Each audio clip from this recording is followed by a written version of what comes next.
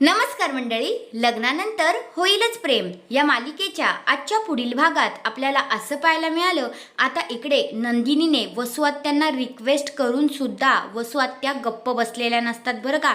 वसुआत्यांनी इकडे भांडं फोडायला सुरुवात केलेलीच असते आणि म्हणते की विक्रम आणि मानिनी, तुम्हाला माहिती आहे का, तुमची ही सून आहे ना, ही तुम्हाला फसवते आणि हिने सरोगसी केली आहे.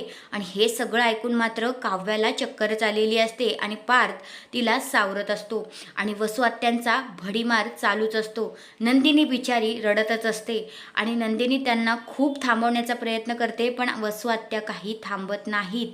मग आता मानिनी काकू पुढे येतात आणि आता त्या कानाखाली मारायला जाणार आहेत. आता त्या नक्की कोणाच्या कानाखाली मारतायत हे काही स्पष्ट झालेलं नाही बरं का, पण मानिनी काकू कानाखाली मारायला पुढे तर आल्यात आणि त्यांनी मारली आहे सुद्धा.